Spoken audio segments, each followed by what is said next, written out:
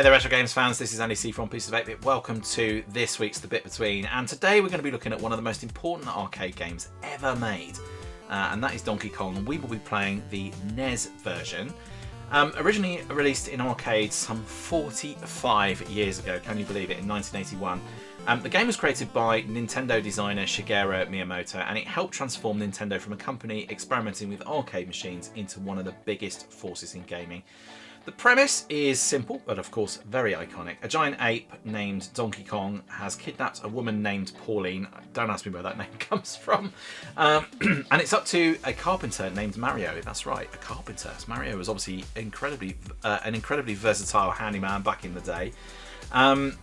Before he was a plumber, and he was originally called Jumpman, and his job is to climb the construction site, dodge the barrels of course, and rescue the girl.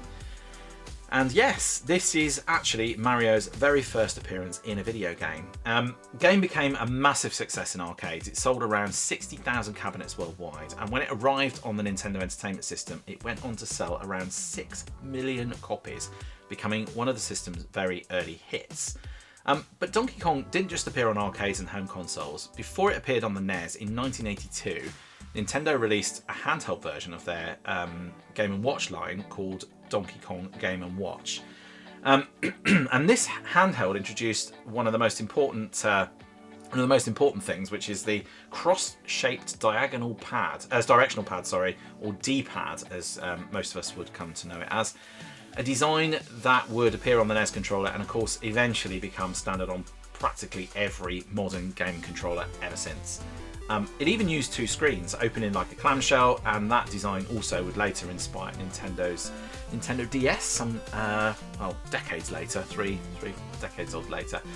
And the success of Donkey Kong obviously quickly led to sequels like Donkey Kong Jr., we had Donkey Kong 3, and then the series was reinvented in the 90s with the absolutely fantastic Donkey Kong Country, which I absolutely love, and I can't wait to play that when we do a month with the SNES. A game that really helped define that particular generation with amazing, groundbreaking graphics. And the franchise continued. It continued through titles like Donkey Kong 64. It had a modern revival with Donkey Kong Country Returns and Donkey Kong Country Tropical Freeze, which is actually really good fun. I played that on the Wii U. And the series is still going strong today, with the next major entry, Donkey Kong Bonanza, bringing the famous ape back once again. And that's another game actually which I need to finish on the Switch too. It's really, really a really fabulous game. It looks amazing. Yeah, brilliant. Longevity with it. It's one of those games you kind of have to stick with a little bit, but it does look fantastic. But you've got to remember, it all started here, climbing ladders, dodging barrels, and trying to rescue Pauline from the top of that construction site. And it might look very simple today, but Donkey Kong helped define platform gaming, introducing Mario to the world, and Donkey Kong of course as well, and set Nintendo on the path to becoming one of the biggest names in gaming history. Now, I know this game has longevity because my eldest son, he's actually pretty good at this. He plays this game himself as well, and if we see it in an arcade, he will have a go on it. It is a fantastic game, and it's still very, very playable. At least that's what we think. So we're going to go and have a look at that in a second. But yeah, let's fire it up and see how this arcade legend plays on the NES. I'll see you there.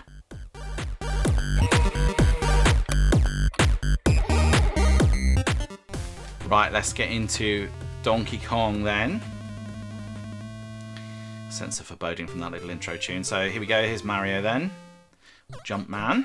We've got to get all the way up to the top there. Most of you would have seen this level before, right? There's a lot of luck involved in this. Let's just show you, you've got the little hammer here.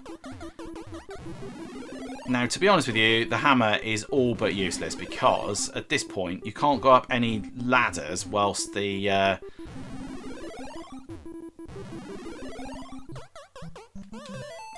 nearly messed up there. You can't go up any ladders while you're doing it, so it's a bit of a nuisance actually. Oh crikey! That's a bit of oh blimey!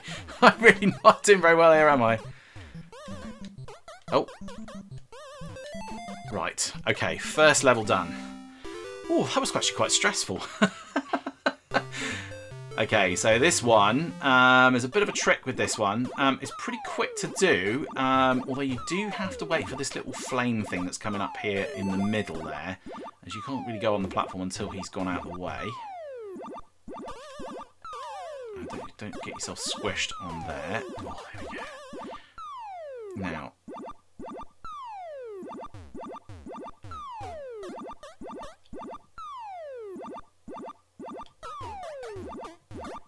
there we go.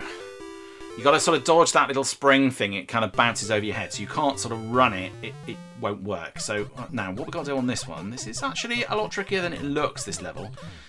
So we've got to go, oh, there we go. Got to sort of remove these little panel things here. And try not to fall down because there is definite fall damage. I've got to be pretty quick with this level as well.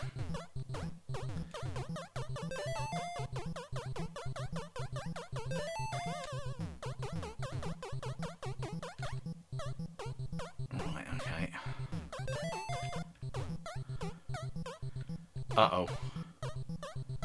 This is a problem. Okay, we're all right. We're good. We're good. We're good. We're good. Deep concentration. There we go. That's it. There we go. And that is it. That is the 3 main levels. Now what we're going to do is basically do the same levels again. So what I'm going to do is now you've sort of seen those 3 levels, and I kind of made it look easy, but I'll confess, I had to do a couple of recordings beforehand because I just totally messed up to start with, and yeah, it went a bit wrong. So yeah, I had to record again, and I know I can do better. Ah! Oh well, there we go. That's the first life lost. And I think this is a really fabulous port of the arcade classic. I love this game, and it just continues to play really well. It's really addictive, and I will always play it in the arcade as well if I spot it. And it's one of those games where it really does depend what kind of day you're having and how much luck the universe feels it's going to give you as to how you get on with it.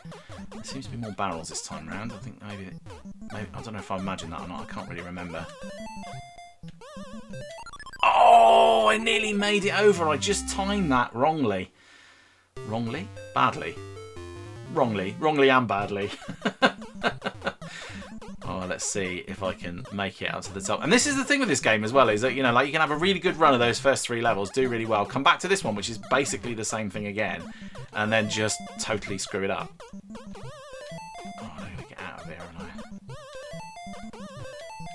That's better. You need to give yourself a little bit of breathing room as well. Oh, it just didn't jump properly.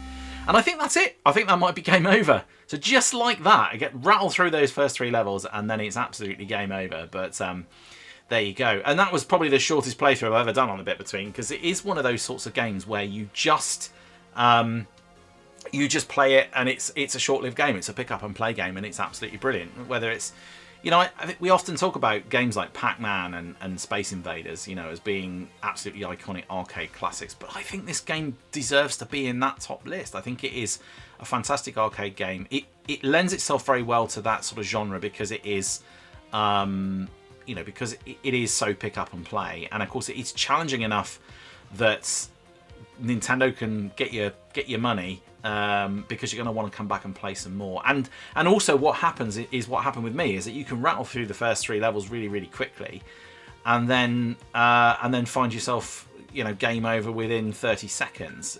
So it is really good for that. So there we go. That is Donkey Kong on the Nintendo Entertainment System, an absolutely fantastic arcade port. Yeah, that is it for this week's The Bit Between. I hope you enjoyed that, and I hope you feel like you want to go and seek it out. I really would love to get myself a Game & Watch with this, and I keep looking at them, and they are getting more and more expensive. A really good quality one might set you back quite a bit. An unboxed one might set you back 70. A box one, I'm not even sure. They are very collectible. They are going up in value, and I feel like I should get one. They are just fabulous. I've got a Mario Brothers Game & Watch, which I really enjoy playing, but I think this is probably the definitive one. Whenever I think of Game & Watch, this is the one I think of. But There you go. That is it then. So coming up on the channel, so it will be the end of the month with the Nintendo Entertainment System on Friday. So tune in to see what it has been like to live with this fantastic 8-bit console for the last 4 weeks. And I'll talk through a little bit about, well, what it's been like, what sort of games I've been playing, and there has been a lot of games this month, as well as some hardware specs and comparisons, and how you can also get back into NES in 2026. And believe me, there are loads of ways of getting into NES in 2026. So join me for that on a Friday.